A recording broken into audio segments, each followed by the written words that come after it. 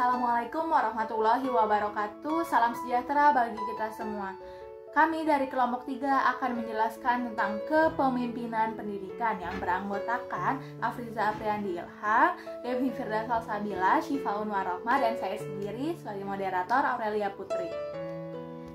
Kelompok kami akan menjelaskan tentang hakikat kepemimpinan, fungsi pemimpin pendidikan, ruang lingkup keterampilan yang dimiliki oleh seorang pemimpin, tipe-tipe kepemimpinan pendidikan, pimpinan institusi di ruang lingkup pendidikan, faktor yang mempengaruhi efektivitas pemimpin dalam manajemen pendidikan, kepala sekolah sebagai pemimpin pendidikan, serta implikasi nyata pada pemimpin pendidikan yang inovatif.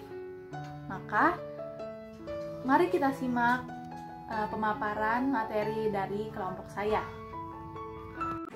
Hakikat kepemimpinan. Pemimpin pada hakikatnya adalah seorang yang mempunyai kemampuan untuk mempengaruhi perilaku orang lain di dalam kerjanya dengan menggunakan kekuasaan. Menurut Nanang Fathah tahun 1996, kepemimpinan mencakup distribusi kekuasaan yang tidak sama di antara pemimpin dan anggotanya. Pemimpin tidak hanya dapat memerintah bawahan apa yang harus dilakukan, tetapi juga dapat mempengaruhi bagaimana bawahan melaksanakan perintahnya. Fungsi kepemimpinan pendidikan. Yang pertama, pemimpin membantu terciptanya suasana persaudaraan, kerjasama dengan penuh rasa kebebasan. Yang kedua, pemimpin membantu kelompok untuk mengorganisir diri. Yang ketiga, pemimpin dapat membantu kelompok dalam menetapkan prosedur kerja. Yang keempat, pemimpin bertanggung jawab dalam mengambil keputusan bersama dengan kelompok. Yang kelima, pemimpin bertanggung jawab dalam mengembangkan dan mempertahankan eksistensi organisasi. Hai, nama saya Aurel. Di sini saya akan menjelaskan tentang ruang lingkup yang dimiliki oleh seorang pemimpin. Pertama, pemimpin harus menguasai cara-cara kepemimpinan. Pemimpin harus memiliki keterampilan memimpin supaya dapat bertindak sebagai seorang pemimpin yang baik. Oleh karena itu, antara lain ia harus menguasai berbagai cara seperti menyusun rencana yang baik, mengajak anggota berpartisipasi, memberi bantuan kepada anggota kelompoknya, bersama-sama membuat keputusan, menghindari working on the group dan working for the group, dan mengembangkan working within the group. Untuk memperoleh semua keterampilan di atas, perlu pengalaman. Karena itu, pemimpin harus benar-benar banyak bergaul, bekerja sama, berkomunikasi dengan orang-orang yang dipimpinnya. Kedua, ada keterampilan dalam hubungan insani. Hubungan insani adalah hubungan antar manusia. Ada dua macam hubungan yang bisa kita hadapi di kehidupan sehari-hari. Pertama, hubungan fungsional atau hubungan formal, yaitu hubungan karena adanya tugas resmi dan juga pekerjaan resmi. Kedua, hubungan pribadi atau hubungan informal. Hubungan ini tidak didasarkan atas hubungan resmi atau pekerjaan. Yang menjadi inti dari kedua hubungan ini adalah saling menghargai. Bawahan wajib menghargai atasannya, dan juga sebaliknya, atasan harus menghargai bawahannya. Yang ketiga, ada keterampilan dalam proses berkelompok. Maksud utama dari proses kelompok ialah bagaimana meningkatkan partisipasi anggota-anggota kelompok dengan setinggi-tingginya sehingga potensi yang dimiliki oleh anggota kelompok itu dapat diefektifkan secara maksimal dan tidak terbuang secara percuma-cuma. Inti dari proses kelompok adalah hubungan insani dan tanggung jawab. Pemimpin juga harus menjadi penengah, pendamai, moderator, dan bukan menjadi hakim. Terakhir, ada keterampilan dalam administrasi personil. Administrasi personil mencakup segala usaha untuk menggunakan keahlian dan kesanggupan yang dimiliki oleh petugas-petugas secara efektif dan efisien. Kegiatan dalam administrasi personil adalah seleksi, pengangkatan, penempatan, penugasan, orientasi, pengawasan bimbingan, dan pengembangan serta kesejahteraan para anggota-anggotanya. Ternyata, yang paling penting dari kegiatan di atas ialah kegiatan seleksi. Dalam memilih orang, menyesuaikan tempat, dan menyesuaikan tugas, dan juga pekerjaan yang berpedoman pada the right man in the right place. Lalu, ada keterampilan dalam menilai. Penilaian atau evaluasi ialah suatu usaha untuk mengetahui sampai di mana suatu kegiatan sudah dapat dilaksanakan atau sudah tercapai tujuan dari kegiatan tersebut. Yang dinilai biasanya ialah hasil kerja, cara kerja, dan orang-orang yang mengerjakannya. Sehingga dari penilaian tersebut kita bisa menjadi lebih baik lagi dari sebelumnya. Nah, di sini saya akan menjelaskan tentang tipe-tipe kepemimpinan pendidikan. Berdasarkan konsep, sifat, sikap, dan cara-cara pemimpin tersebut melakukan dan mengembangkan kegiatan kepemimpinannya dalam lingkungan kerja yang juga dipimpinnya, maka kepemimpinan pendidikan dapat diklasifikasikan ke dalam 4 tipe, yaitu yang pertama adalah kepemimpinan yang otoriter. Dalam kepemimpinan yang otoriter, pemimpin bertindak sebagai diktator terhadap anggota-anggota kelompoknya. Dominasi yang berlebihan, mudah menghidupkan oposisi atau menimbulkan sifat yang apatis, atau sifat yang tidak baik pada anggota-anggota kelompok terhadap pimpinannya. Kemudian yang kedua ada tipe laissez-faire. Dalam tipe ini sebenarnya pemimpin tidak memberikan kepemimpinannya, ia membiarkan bawahannya berbuat sekehendaknya. Pemimpin sama sekali tidak memberikan kontrol, koreksi terhadap pekerjaan yang ada pada bawahannya. Pembagian tugas dan kerjasama diserahkan sepenuhnya kepada bawahan tanpa petunjuk atau saran-saran dari pemimpin. Tingkat keberhasilan lembaga semata-mata disebabkan karena kesadaran dan dedikasi beberapa anggota kelompok, dan bukan karena pengaruh dari pemimpin tersebut. Organisasi atau struktur organisasi tidak jelas, serta segala kegiatan dilakukan tanpa rencana dan tanpa pengawasan dari pemimpinnya. Lalu ada tipe demokratis. Pemimpin yang bertipe demokratis menafsirkan kepemimpinannya bukan sebagai diktator, melainkan sebagai pemimpin di tengah-tengah para anggota kelompoknya. Pemimpin yang demokratis selalu berusaha menstimulasi anggota-anggotanya agar bekerja secara produktif dan agar untuk mencapai tujuan bersama, sehingga semuanya akan berjalan secara baik-baik saja. Yang terakhir ada tipe pseudo-demokratis. Tipe ini disebut juga demokrasi semu atau manipulasi diplomatik. Pemimpin yang bertipe pseudo-demokratis hanya tampak saja bersikap demokratis, padahal sebenarnya dia bersifat otokratis. Misalnya, jika ia mempunyai ide-ide, pikiran, konsep-konsep, dan juga yang ingin ia terapkan di lembaga yang dipimpinannya, maka hal tersebut didiskusikan dan dimusyawarahkan dengan bawahannya.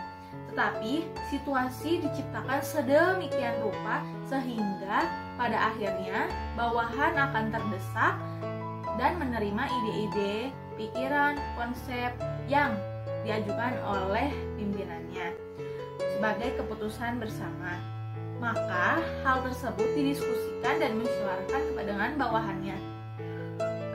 Tetapi sebetulnya dari pseudo-demokratis ini adalah salah satu hal yang kurang baik untuk para organisasi atau suatu organisasi untuk merealisasikannya. Sekian, terima kasih. Kita akan melanjutkan materi mengenai pimpinan institusi di luar lingkup pendidikan. Guru, wali kelas, kepala sekolah, pengawas, kepala kantor bidang pendidikan pada semua tingkatan merupakan contoh dari pemimpin-pemimpin pendidikan. Pada hakikatnya, setiap orang yang memiliki kelebihan dan kemampuan dalam pribadinya, yang dengan kelebihannya tersebut dapat menggerakkan, mengajak, mendorong, dan mengkoordinasikan staf pendidikan lainnya ke arah mutu perbaikan pendidikan dan pengajaran, maka orang tersebut telah melaksanakan fungsi kepemimpinan pendidikan dan dapat disebut sebagai pemimpin pendidikan. Selanjutnya, faktor-faktor yang mempengaruhi efektivitas pemimpin dalam manajemen pendidikan. Ada beberapa faktor yang dapat mempengaruhi efektivitas pemimpin. Yang pertama, kepribadian atau personality. Hal ini mencakup nilai-nilai, latar belakang, dan pengalamannya yang akan mempengaruhi pilihan gaya kepemimpinan. Kedua, harapan dan perilaku atasan. Yang ketiga, karakteristik, harapan dan perilaku bawahan yang akan mempengaruhi gaya kepemimpinan. Yang keempat, kebutuhan tugas. Setiap tugas bawahan akan mempengaruhi gaya kepemimpinan. Kelima, iklim dan kebijakan organisasi yang dapat mempengaruhi harapan dan perilaku bawahan. 6. Yaitu harapan dan perilaku rekan. Berdasarkan faktor tersebut, maka jelaslah aktivitas kepemimpinan sangat dipengaruhi oleh faktor penunjang. Setiap tujuan akan tercapai jika adanya keharmonisan dalam interaksi yang baik antara atasan dan bawahan maupun rekan kerja. Pemimpin memiliki tugas-tugas, yaitu menyelami kebutuhan kelompok dan keinginan kelompoknya. Dari keinginan itu dapat dipetik hal-hal yang dapat menjadi realistis dan dapat dicapai. Setelah itu pemimpin dapat meyakinkan kepada kelompoknya yang mana keinginan yang dapat dicapai dan dapat diwujudkan. Pada dasarnya, tugas pemimpin dapat terlaksana jika pemimpin tersebut dapat mengetahui dan paham akan tugasnya. Pemimpin yang profesional yaitu pemimpin yang memahami hak dan kewajibannya sebagai seorang pemimpin dan menjalankan perannya sebagai seorang pemimpin. Selain itu, pemimpin juga harus menjalin hubungan komunikasi yang baik dengan bawahan, sehingga terciptanya suasana kerja yang aman dan tentram.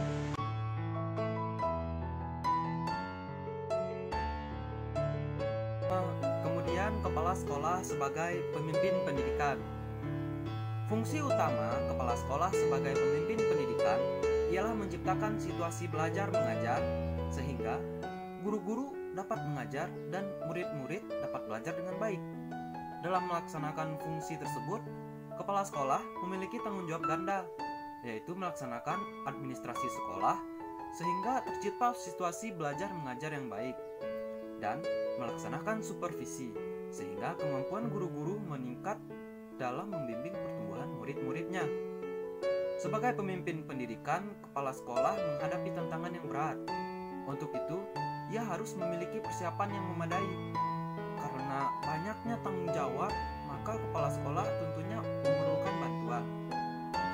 Ia hendaknya belajar bagaimana mendelegasikan wewenang dan tanggung jawab sehingga ia dapat memusatkan perhatiannya pada usaha pembinaan program pengajaran. Pekerjaan pemimpin pendidikan ialah menstimulir dan membimbing pertumbuhan guru-guru berkesinambungan sehingga mereka mampu menjalankan tugasnya dengan sebaik-baiknya sesuai dengan perkembangan situasi. Kepala sekolah sebagai pemimpin pendidikan harus mampu mengelola sarana dan prasarana pendidikan, pelayanan khusus sekolah, dan fasilitas-fasilitas pendidikan lainnya sedemikian rupa sehingga guru-guru dan murid-murid memperoleh kepuasan dalam melaksanakan tugasnya. Sebagai pemimpin pendidikan, kepala sekolah bertanggung jawab atas pertumbuhan guru-guru secara berkesinambungan. Ia harus mampu membuat guru-guru mengenal kebutuhan masyarakat, membantu guru-guru membina kurikulum sesuai dengan minat, kebutuhan, dan kemampuan peserta didik. Ia harus mengelola pendidikan tersebut. Kemudian, setiap kepemimpinan termasuk kepala sekolah tentunya memiliki gaya kepemimpinan mereka masing-masing.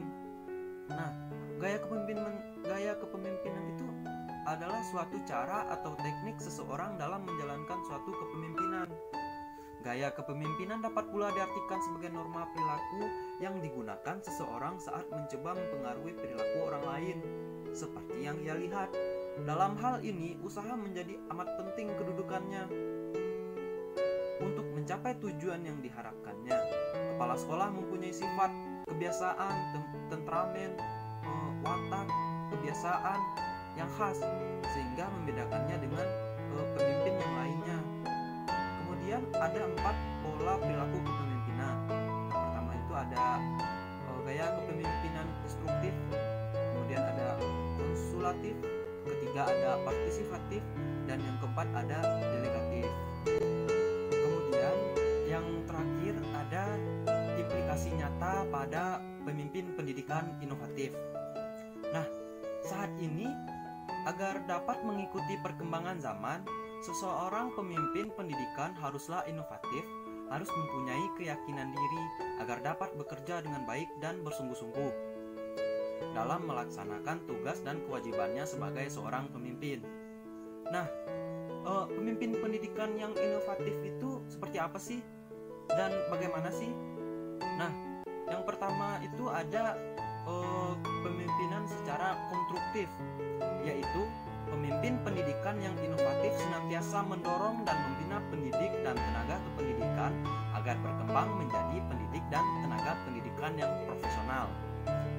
Yang kedua, kreatif, yaitu pemimpin pendidikan yang inovatif dalam meningkatkan profesionalisme pendidik dan tenaga kependidikan, selalu mencari gagasan baru atau inovasi agar dicapai peningkatan mutu pendidikan sesuai dengan yang diharapkan. Yang ketiga, ada delegatif, yaitu pemimpin pendidikan yang inovatif dalam meningkatkan mutu pendidikan, selalu berusaha mengintegritaskan dan mensinergikan semua kegiatan sehingga dapat mencapai tujuan pendidikan secara efektif dan efisien. Yang keempat, rasional dan objektif, yaitu kepemimpinan pendidikan yang inovatif dalam meningkatkan profesionalisme pendidik dan tenaga pendidikan, selalu menggunakan pertimbangan yang rasional dan objektif. Jadi berdasarkan bukan hanya sekedar pemikiran belaka, namun memiliki pemikiran yang berdasar. Kemudian ada pragmatis, yaitu kemampuan pendidikan yang inovatif dalam meningkatkan pendidik dan tenaga pendidikan, selalu menetapkan target berdasarkan kemampuan masing-masing pendidik dan tenaga pendidikan. Yang keenam, ada keteladanan, yaitu kepemimpinan pendidikan yang inovatif dalam meningkatkan profesionalisme pendidik dan tenaga kependidikan dengan memberikan contoh atau keteladanan. Keteladanan ini tentunya dapat berdasarkan tingkah laku yang baik, memiliki attitude yang baik sehingga dapat ditiru dan dicontoh. Yang ketujuh, adaptasi dan fleksibel, yaitu kemampuan pendidikan yang inovatif dalam meningkatkan profesionalisme pendidik dan tenaga kependidikan harus mempunyai kemampuan beradaptasi dan fleksibel dalam menghadapi situasi-situasi baru, serta kemampuan dalam menciptakan situasi yang menyenangkan bagi pendidik dan tenaga kependidikan dalam melaksanakan tugas. Nah, kita bisa beradaptasi dan fleksibel ini juga maksudnya adalah kita tidak bisa menentukan situasi itu seperti itu saja, dan tentunya mungkin ada situasi yang tidak sesuai dengan yang kita harapkan. Nah, bagaimana kita mensiasati dan bagaimana kita menghadapi situasi tersebut. Nah, mungkin hanya segitu. Sekian dan terima kasih. Akhirnya kita tiba pada pembacaan kesimpulan. Maka saya akan simpulkan bahwa dalam suatu kelompok institusi pendidikan diharuskan adanya seorang pemimpin yang menjadi salah satu pemberi arahan agar tercipta suatu keteraturan dalam institusi tersebut. Seorang pemimpin harus membantu mengorganisir serta mengambil keputusan dan juga harus memiliki banyak keterampilan dan menjelaskan serta menjalankan dan mempertahankan institusi. Berbagai faktor juga akan mempengaruhi efektivitas pemimpin dalam manajemen pendidikan seperti kepribadian serta karakteristik. Dalam institusi pendidikan, pemimpin merupakan kepala sekolah dan memiliki wewenang serta tanggung jawab sehingga ia dapat memusatkan perhatiannya pada usaha pembinaan program pengajaran dan perkembangan zaman. Diperlukan implikasi nyata untuk mewujudkan pendidikan yang inovatif. Sekiranya, sekian dari kami kelompok 3. Mohon maaf bila ada kesalahan. Wabillahi taufiq wal hidayah. Wassalamualaikum warahmatullahi wabarakatuh.